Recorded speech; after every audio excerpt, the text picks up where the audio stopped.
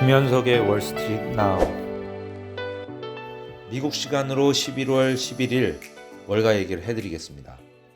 11일 뉴욕 증시는 조용했습니다.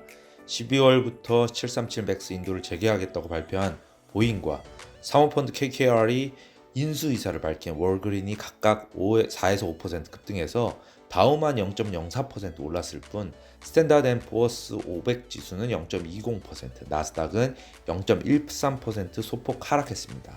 도널드 트럼프 대통령의 지난 8일 관세 철회에 합의하지 않았다는 발언으로 미중 1단계 무역 합의가 어디로 향하고 있는지 아무도 알 수 없는 상황이기 때문입니다.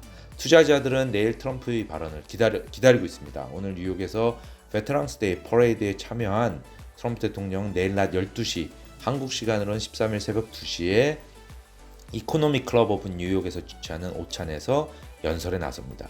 경제가 주제가 될 것이고 참석자들의 질문도 받습니다.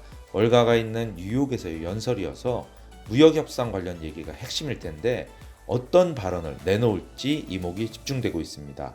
트럼프 대통령은 지난 9일에도 위대한 딜이 아니면 합의하지 않겠다. 우리는 언제나 관세를 받을 것이다 이렇게 말했습니다. 이처럼 계속해서 강도 높게 중국을 압박할 경우 뉴욕 증시는 정말 양국이 서명에 이를 때까지는 관망세로 돌아설 가능성이 있습니다.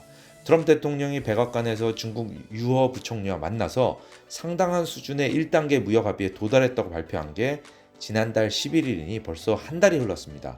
만약 칠레가 아시아태평양 경제협력체 APEC 정상회의를 취소하지 않았다면 이번 주에 트럼프 대통령과 시진핑 중국 국가주석이 만나서 서명을 했을지도 모릅니다.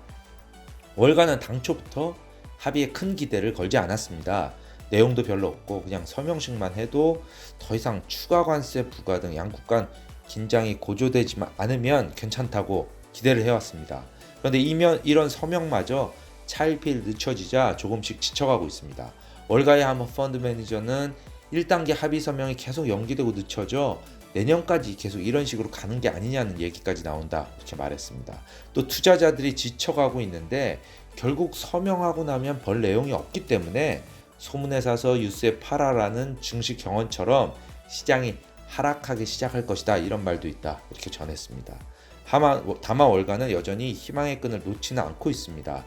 이날 변동성 지수 빅스에 대한 매도 포지션은 기록을 세웠고요. 금값도 기술적 지지선 부근인 온스당 1450달러대까지 하락을 했습니다.